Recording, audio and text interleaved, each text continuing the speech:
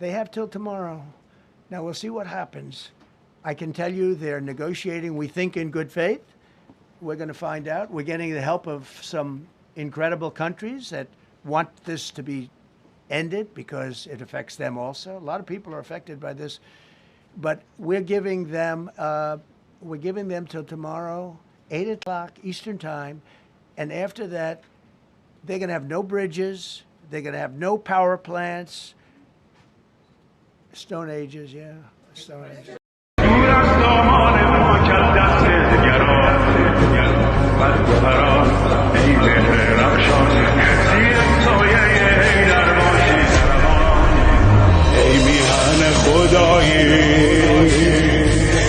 صحن امام رضایی ایران ذوالفقار ایران عاشورا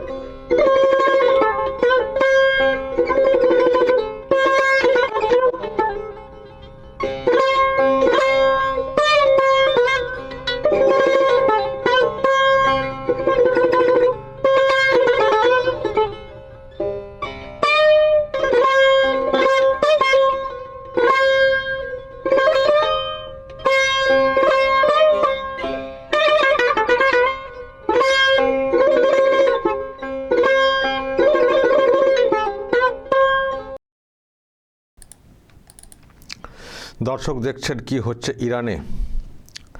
Donald Trump উনি একটা ultimatum, যদিও আলটিমেটাম অনেকবারই দিয়েছেন আবার অবস্থান পাল্টেছেন, তো এটা চূড়ান্ত যেটা বলা হচ্ছে, যেটা শেষ হবে আমাদের এখানকার টাইম 5:30, ভোর 5:30। তারপর মানে এর মধ্যে ইরান যদি সমঝোতা না করে, মানে হরমুজ যে মানে প্রণালী সেটাকে খুলতে হবে, নিউক্লিয়ার চুক্তি করতে হবে, এইসব যদি না তারা সমঝোতা করে এই সময়ের মধ্যে, উনি বলেছেন, তাহলে কিন্তু ইরানে কোনো ব্রিজ, কোনো বিদ্যুৎ যে মানে প্রজেক্টগুলো আছে কিছু রাখবো না, একেবারে সেই প্রস্তর যুগে পৌঁছে দেবো ইরানকে, সব শেষ করে দেবো। মানে আজকে রাতের পরেই মানে ইরান ধ্বংস হয়ে যাবে, এটা আর কি, যেটা আমাদের সময় নিয়ে আমি কথাটা বলছি। এই রকম হুঁশিয়ারি উনি কিন্তু আজকে দিয়েছেন। তো এই হুঁশিয়ারি দেওয়ার পরে যেটা খবর, ইরান কিন্তু মাথা নত করেনি, মানে ওই সমঝোতা করব এরকম তারা বলেনি। উল্টে তারা জনগণকে, ইরানের যারা ওখানে আছেন তারা জনগণকে ডাকটা দিয়েছেন যে সব মানববন্ধন করতে হবে, যেসব ব্রিজ আছে তার সামনে আমরা সব এক কাছে জড়ো হব, মানববন্ধন করব, এবং যেসব নিউক্লিয়ার মানে প্ল্যান্ট বা মানে বিদ্যুতের যেসব প্রকল্প আছে, প্রজেক্ট, সেখানে আমরা সব মানববন্ধন করব। চলে আসুন, বেরিয়ে আসুন, আমরা রক্ষা করব, মানববন্ধন করব, আমরা সারেন্ডার করব না আমেরিকার কাছে, আমরা এই সব যে প্ল্যান্ট আছে সেগুলোকে আমরা রক্ষা করব। আর এই একটা ভিডিও অডিও এসছে সামনে, যাকে দেখছেন উনি ওখানকার একজন পরিচিত মুখ, মিউজিশিয়ান। তিনি আবার একটি নিউক্লিয়ার যে মানে যে পাওয়ার প্ল্যান্ট যে প্রজেক্ট, তো তার সামনে এই রকম মানে তার যে ইনস্ট্রুমেন্ট তিনি এটা বাজাচ্ছেন, এটাও হচ্ছে ওই মানে প্রতিবাদ, রক্ষা করা, সামনে এসে বাজাচ্ছেন। মানে সবাই মিলে তাদের যেসব প্রজেক্ট আছে, ব্রিজ বা বিদ্যুৎ যে প্রজেক্ট, সেগুলো রক্ষা করার জন্য তারা সব রাস্তায় নেমেছেন, যেহেতু ট্রাম্প এদিকে হুঁশিয়ারি দিয়েছেন। আর ট্রাম্প যেটা বলতে চাইছেন সেটা আমরা শুনবো না, মানবো না, আমরা স্থায়ী সমাধান চাই, আমরা যুদ্ধের স্থায়ী সমাধান চাই, এরকম হচ্ছে ইরানের বক্তব্য। তো তার জেরে এখন এই রকম অবস্থা গোটা ইরান জুড়ে আজকের এই সময়টা, মানে কাল আমাদের এখানকার টাইম কাল ভোর ভোর পর্যন্ত যেহেতু একটা মানে চূড়ান্ত ডেডলাইন ট্রাম্পের তরফ থেকে দেওয়া হয়েছে, সবাই যেন তাকিয়ে রয়েছেন কি হবে কালকের পর কি হবে। ইরানকে সত্যি কি ধ্বংস করে দেওয়া হবে? কারণ যেহেতু ইরান বলছে আমরা সারেন্ডার করব না, মাথা নত করব না, তাহলে কি একেবারে ধ্বংস করে দেওয়া হবে? নাকি আবার ট্রাম্প নতুন কোনো একটা অজুহাত বলা বা কোনো একটা বিষয়কে খাড়া করে উনি আবার খানিকটা সময় দেবেন বা পুরোপুরি যুদ্ধের পাত্তারি গুটিয়ে নিয়ে চলে যাবেন? এটা দেখার বিষয় রয়েছে দর্শক, খুবই কৌতূহলে গোটা বিশ্ব আজকে তাকিয়ে রয়েছে।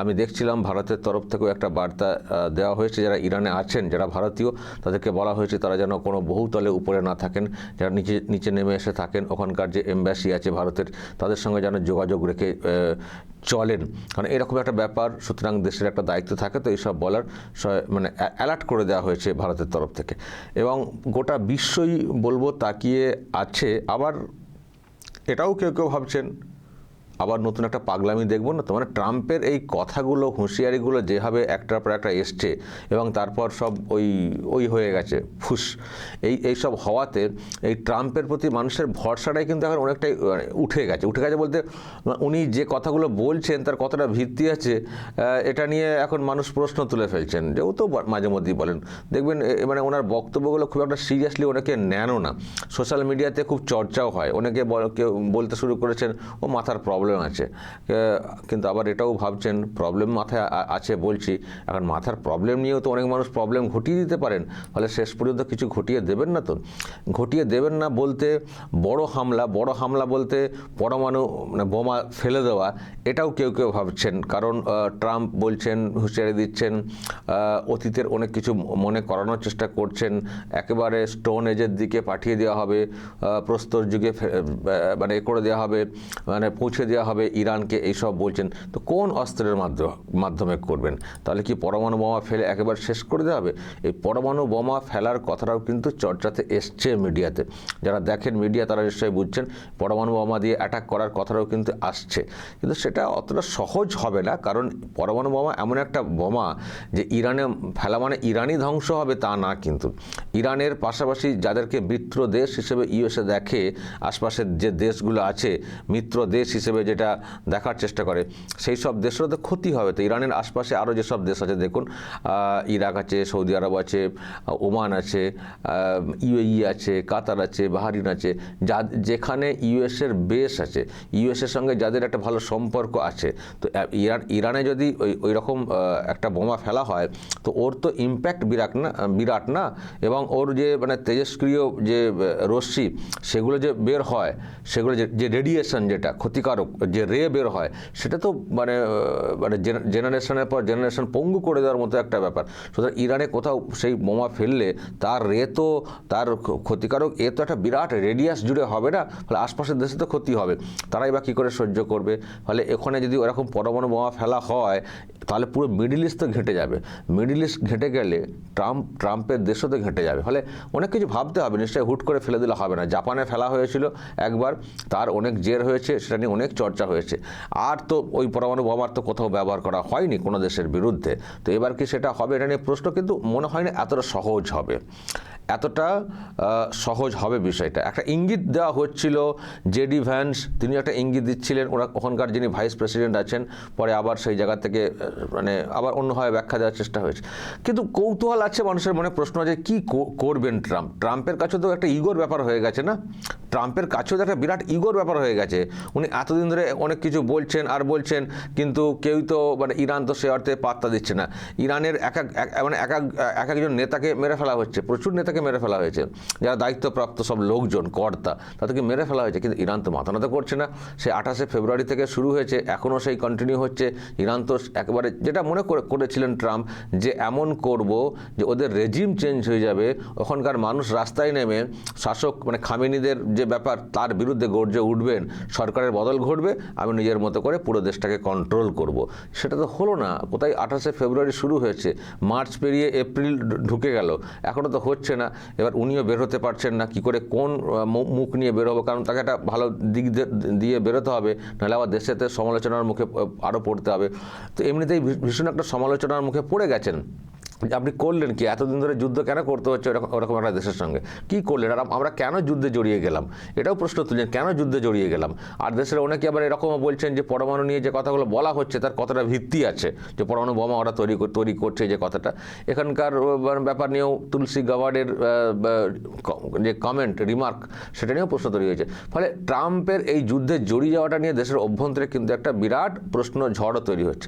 ট্রাম্পও যেন কোথাও একটা বের হতে চাইছেন, যে একটা কিছু একটা স্কোপ পাবো, বের হবো, কিন্তু একটু ভালো মুখ নিতে বেরোতে হবে। একেবারে মাথা নত করে পা ব্যাকফুটে চলে এলে তো হবে না, তাহলে তো আবার এখানে আমি টিকতে পারবো না। ফলে উনি যেন কোথাও একটা মানে রাস্তা করছেন যে একটু কিছু এদিকটা মেনে নিলে আমরা এটাকে বড় করে হ্যাঁ ঠিক আছে তো আমরা জিতেছি বলে বেরিয়ে আসতে পারবো, সেরকম স্কোপ তেহরানও দিচ্ছে না, ইরানও দিচ্ছে না।